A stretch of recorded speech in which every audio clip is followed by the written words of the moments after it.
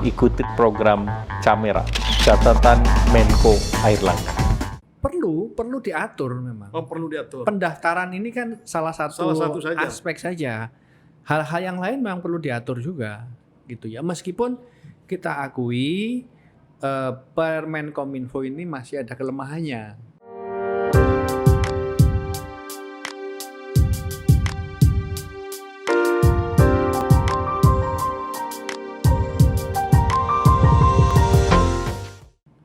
Ya, kembali lagi bersama saya Sebastian dalam program Face to Face di G24 Channel. Ya, kali ini saya ingin ngajak narasumber saya ngobrol atau diskusi tentang isu yang lagi rame saat ini, yaitu berkaitan dengan keputusan Menteri Kominfo untuk memblokir paling tidak ada 7 PSE yang saat ini diblokir gitu, dan ini menimbulkan pro dan kontra di publik. Lalu selain itu juga nanti kita akan, mumpung ini narasumbernya bisa membagi waktu dan meluangkan waktu untuk membahas soal fenomena e-demokrasi. Dan juga berkaitan dengan itu, karena sudah masuk ke tahun politik, jadi nanti kita akan juga membahas soal bagaimana fenomena e-demokrasi ini berkaitan dengan pemilu 2024 nanti. Ya, sebelum ngobrol lebih jauh, rasanya perlu saya memperkenalkan narasumber saya dulu. Beliau adalah Mas Agus Sudibyo. Mas Agus, apa kabar? Baik, Bung Sebas, terima kasih atas undangannya. Ya, terima kasih. Mas Agus ini S1-nya komunikasi, ya. Betul. Lalu kemudian S2, S3-nya filsafat. Betul. Dan kehidupannya ini diabdikan untuk melakukan riset di bidang media. Lalu tahun 2019 sampai 2022 Mas Agus adalah anggota Dewan Pers, salah satu anggota Dewan Pers. Dan sekarang ini sudah selesai ya Mas Agus ya? Iya. Ya. Nah, Mas, saya ingin langsung ke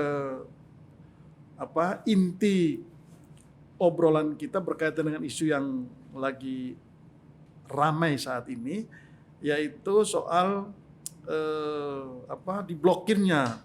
Paling tidak yang saya baca itu ada 7 Betul. PSE yang diblokir. Salah satunya itu adalah Yahoo yang sudah cukup populer, lalu kemudian PayPal. Nah, sisanya itu semuanya berkaitan dengan games. Ya. Ya. Nah, pertanyaan saya, apa perlu diblokir? Ya, pertama saya ingin menyampaikan simpati, solidaritas kepada para pengguna Yahoo, PayPal, Epic Games, dan layanan digital yang lain yang hari-hari ini terganggu. Oke. Hari-hari ini saya terganggu. Ini pengguna Yahoo loh. Betul. Jadi banyak yang terganggu, banyak yang merasa frustasi. Itu bisa dipahami dan kita harus solidar sama mereka, gitu kan? Gitu. Tapi juga kalau sampai frustrasi sih enggak lah Mas. Saya mudah-mudahan. aja. Tapi kalau kita baca di media sosial kan serem-serem. Oh gitu iya, serem-serem. seolah-olah dunia mau kiamat aja. Betul. Pertanyaannya, apakah harus blokir atau tidak? Sebenarnya harusnya tidak blokir ya. Tetapi kalau kita lihat prosesnya itu, ini kan pemerintah itu sudah memberikan waktu yang cukup ya buat berbagai platform itu untuk mendaftarkan diri. Waktunya cukup dan mendaftarkan diri itu juga nggak sulit gitu ya. Pertanyaannya, kenapa mereka tidak mendaftarkan diri padahal yang lain mendaftarkan diri? Kalau mereka mendaftarkan diri kan nggak ada blokir ini, nggak ada kerusuhan di media sosial itu gitu. Jadi sebenarnya beban kesalahan itu harusnya tidak hanya ditimpakan ke Kemenkominfo. Oke, artinya Kominfo itu sudah memberikan waktu kesempatan berkali-kali. kepada 7 PSE ini, Yang lain-lain juga. ya termasuk yang lain-lain. Betul. Nah, kalau yang lain-lain mengikuti Setelah dipaksa-paksa juga sebenarnya gitu. begitu. Jadi memang trennya itu platform digital itu bukan hanya di Indonesia ya. Itu memang cenderung arogan terhadap upaya negara untuk mengatur mereka. Oke, nah Gitu. kalau 7 yang diblokir ini memang mereka nggak mau mendaftar atau gimana? Nggak mau mendaftar gitu ya. Jadi entah buying times atau mereka yakin betul bahwa mereka kalau diblokir akan banyak yang membela mereka. Oh gitu. Ya. Jadi ada tren di mana platform global, khususnya platform global ya, itu platform media sosial, e-commerce, search engine yang lain-lain itu yakin betul bahwa mereka itu sudah menguasai publik, sehingga kalau mereka diregulasi dengan tindakan-tindakan polisional oleh negara, mereka akan dibela oleh publik gitu Oh ya. gitu. Tapi kan ini 7 ini kan bukan platform yang gede-gede amat. Ya memang Kalau Google betul, misalnya, betul. YouTube atau apalagi Betul. yang besar-besar itu Iya. melawan ya barangkali. Kalau ini yang kecil ini. Betul ya, itu sebenarnya kita nggak tahu ya kenapa mereka tidak mendaftar. Tapi memang ada semacam arogansi bahwa mereka yakin betul mereka bisa menghindar dari upaya-upaya negara untuk mengatur. Oke, jadi masih kecil aja udah arogan. Kalau udah besar lebih Makanya lagi dong. itu kan pertanyaan. Sebenarnya kan kalau saja mereka mendaftar tidak akan ada blokir itu.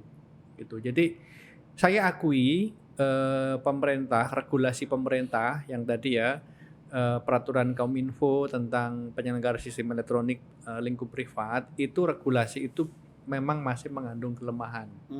Tapi bukan berarti seluruh regulasi itu harus ditolak. Gitu. Karena begini, sebenarnya regulasi semacam ini itu adalah upaya untuk mendomestifikasi platform digital. Artinya apa? Menjadikan platform digital itu sebagai urusan nasional, entitas yang bisa diatur oleh undang-undang nasional, undang-undang pajak, undang-undang teknologi, undang-undang media, dan lain-lain. Dan itu yang dilakukan Bung Sebas, domestifikasi itu bukan hanya Indonesia, negara demokrasi yang lain juga melakukan itu. Oke, jadi Mas Agus mau mengatakan memang perlu didaftarkan ini. Perlu diatur memang. Oh, perlu diatur. Pendaftaran ini kan salah satu saja. aspek saja. Hal-hal yang lain memang perlu diatur juga, gitu ya. Meskipun kita akui Permen Kominfo ini masih ada kelemahannya.